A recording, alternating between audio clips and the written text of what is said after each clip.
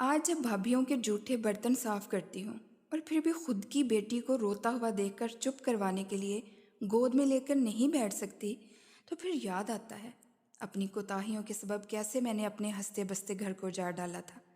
آج سب کے بچے مہنگے مہنگے لباس زیبے تن کر کے باہر پارکوں میں گھوم رہے ہوتے ہیں، تب میں اکثر گھر کی چھت پر بنے کمرے میں بیٹھی رو رو کر اپنی غلطیوں کی معافی مانگتی ہوں، اپنی بیٹی سے، اپنے اللہ سے، کہ جس کے بنائے ہوئے مقدس بندھن کو میں نے ایک مذاق سمجھ کر توڑ ڈالا تھا۔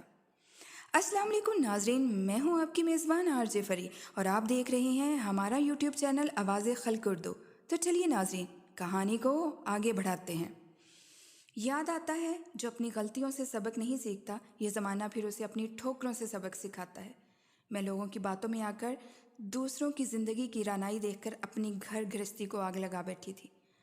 مجھ کو 4 سال پہلے کا وہ دن آج بھی یاد آتا ہے جب پارلر سے تیار ہو کر مجھ جیسی عام شکل کی لڑکی بھی کوئی اپسرا لگ رہی تھی، اور جب مجھ کو طاہر کے برابر میں بٹھایا گیا تو قریب کھڑی میری کزنوں کی تمسخر خیز باتیں میرے کانوں میں پڑ رہی تھی کہ دیکھو دیکھو دلہا بھائی ایسے لگ رہے ہیں جیسے جلا ہوا سموسا۔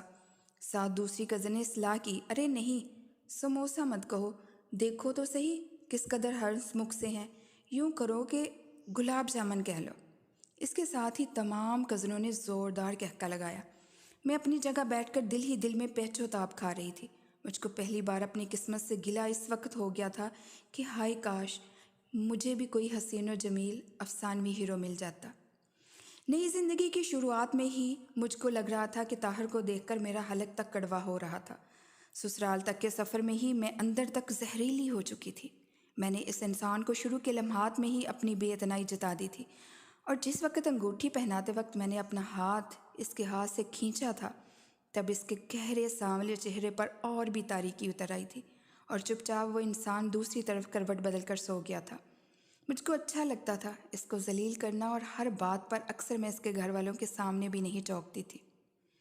شروع میں اس کی امی درگزر کرتی رہی، لیکن جب وہ اور میں ایک دن تیار ہو کر میری بہن کے گھر جانے لگے تو جانے طاہر کی جی میں کیا آئی کہ اپنی چھوٹی بہن کشور جو کہ 3rd ایئر کی اسٹوڈنٹ تھی، اس کو آواز دے کر کہنے لگا، چھوٹی ذرا اپنی بھابھی کے ساتھ میری تصویر تو بنا دو۔ شادی کی تصاویر کے بعد ہماری تصویر نہیں بنی، اور جانے اس کے جی میں کیا آئی، اپنے بازو کندھے پر رکھ کر میرے ساتھ تصویر بنوانے لگا۔ مجھ کو آج بھی یاد ہے کہ میرے چہرے پر کس قدر ناگوار تاثرات تھے۔ کشور چہکتی ہوئی بولی، واہ بھیا آج تو بھابھی اور آپ دونوں چاند لگ رہے ہیں۔ تو میں نے جان بوجھ کر کہکا لگایا تھا اور اونچی آواز میں بولا، تمہارے بھائی اور چاند، ذرا دیکھو تو صحیح کیا چاند بھی جلا ہوا ہوتا ہے۔ میری ساس جو شاید حلیم کا ڈونگا لیے آ رہی تھی میری بہن کو بچوانے کے لیے، ان کو میری یہ بات بہت ناگوار گزری۔ وہ تیز آواز میں بولی، اے بی بی کیا تمہارے ابا اور بھائیوں سے بھی گئے گزرے ہوں گے؟ کبھی غور سے دیکھا نہیں کہ اپنے گھر کے مردوں کو اتنا ہی گورا رنگ پسند تھا تو جب لڑکا خود تمہارے گھر گیا تھا تب دیکھ کر انکار کر دیتی۔ طاہر چپ چاپ دکھ سے مجھ کو دیکھتے رہے، اور کشور دکھ سے مجھ کو دیکھ کر نم آنکھیں لے کر اپنی ماں کا ہاتھ پکڑ کر باہر نکل گئی کہ امی چلے مذاق کی بات تھی، آپ تو سیریس ہی ہو گئی۔ تب ساس آواز بلند مجھ کو باتیں سناتے ہوئی باہر چلے گئی۔ میں دل میں تو شرمندہ ہوگی مگر ظاہر نہیں ہونے دیا اور منہ سجا کر بیٹھ گئی ایک طرف۔ تب طاہر نے آہستگی سے مجھ کو پکارا، مہرین چلو تمہاری بہن انتظار کر رہی ہوگی۔ باجی کے گھر جا کر بھی طاہر چپ چاپ بیٹھا رہا۔ باجی نے آتے ہوئے مجھ سے وجہ پوچھی تو میں نے صاف جھوٹ بول دیا کہ مجھ سے ایسے ہی اکھڑے اکھڑے رہتے ہیں اپنی امی کی باتوں میں آ کر، اور بہت مظلوم سی شکل بنا کر چلی آئی۔ طاہر اب مکمل خاموش رہتا تھا۔ تبھی مجھ کو علم ہوا کہ میں امید سے ہوں۔ ایک بار تو مجھے لگا کہ یہ ایک اور مصیبت آ گئی، مگر پھر دوستوں اور بہنوں کے مشورے سے مجھ کو یہ بھی اپنی خدمت کروانے کا ایک اور موقع مل گیا۔ اس سے پہلے کہ میں کہانی کو آگے بڑھاؤں، آپ جلدی سے ویڈیو کو لائک کریں اور چینل کو سبسکرائب کر لیں تاکہ ہماری حوصلہ افزائی ہو سکے، اس طرح کی بہترین ویڈیوز آپ تک پہنچاتے رہیں۔ میں نے اپنا گھر برباد کرنے کے لیے ہر اوچھا ہتھ کنڈا استعمال کیا جس میں میرے گھر والوں نے میرا پورا ساتھ دیا۔ بجائے مجھ کو سمجھانے بجھانے، آہستہ آہستہ طاہر میری وجہ سے اپنی ماں اور بہن سے لڑنا جھگڑنا بھی شروع ہو گئے۔ میرے سسر جو شوگر کے مریض تھے خاموشی سے بیوی اور بیٹی کو لے کر الگ ہو گئے۔ اب مجھ کو کھانے پینے کا مسئلہ ہوا تو میں سوچنے لگی یہ تو برا ہو گیا، کیونکہ اب میاں کو کھانا بنا کے دینا میرے سر پر آ گیا۔ میں جو اتنے دن سے پکا پکایا کھا رہی تھی، میرے 14 طبق روشن ہو گئے۔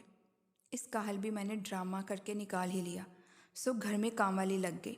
میری ساس دن بھر چھپ چھپ کر بیٹے کو ذلیل ہوتا دیکھتی رہی، روتی رہی، مگر مجھ کو حیا نہیں آئی۔ یوں ہی بچی کا جنم ہو گیا اور میں اپنی ہٹ دھرمی پر قائم رہی۔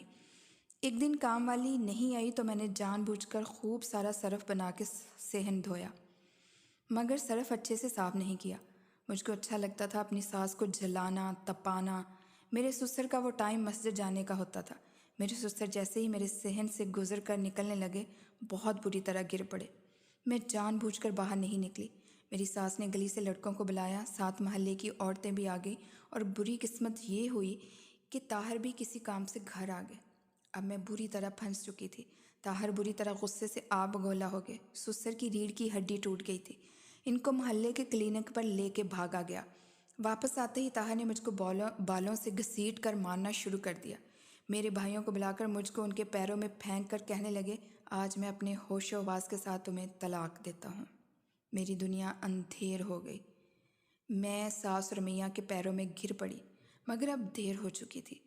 طاہر نے میرے بھائیوں سے کہا کہ اس کو لے جاؤ اور دیکھنا اب اس کو تحریری طور پر طلاق دیتے ہوئے میں اس کو بد کردار لکھوں گا، پھر دیکھتا ہوں کون اس سے شادی کرے گا۔ بھائی اس کے سامنے ہاتھ جوڑ کر مجھ کو اور بچی کو لے کر گھر پلٹ آئے۔ گھر آتے ہی اماں نے 2 ہتھڑوں کے ساتھ میرا استقبال کیا۔ اب یہی ذلت میرا مقدر بن گئی ہے۔ طاہر نے ایک مہربانی کی، مجھ پر الزام نہیں لگایا۔ شاید غصہ غم ختم ہونے کے بعد اپنی بیٹی کا سوچ کر خاموش ہو گیا۔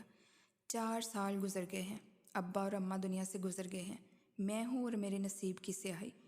آج طاہر نے میرے بڑے بھائی کو کال کر کے بچی مانگی ہے، کیونکہ اس کی دوسری بیوی بہت اچھی نکلی۔ وہ میری بیٹی کو اپنانے کو تیار ہو گئی۔ میں خود چاہتی ہوں کہ میری بچی اپنی نئی ماں اور باپ کے ساتھ رہے، کیونکہ میں نہیں چاہتی کہ میں اس کو اپنے جیسا بناؤں۔ شاید کھوٹ میری تربیت میں تھا، جو عزت نکاح اور اللہ کے بنائے رشتے کے تقدس کو نہیں سمجھ سکی۔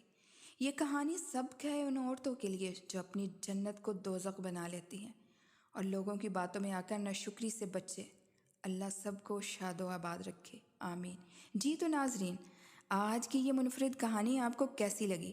کامنٹ باکس میں اپنی رائے کا اظہار ضرور کریں۔ مزید ایسی منفرد اور دلچسپ ویڈیوز دیکھنے کے لیے ہمارے چینل آواز خلق اردو کو لازمی سبسکرائب کریں۔ تو ملتے ہیں اگلی ویڈیو میں، تب تک کے لیے اپنی میزبان RJ فری کو دیجیے اجازت۔ اپنا خیال رکھیے گا۔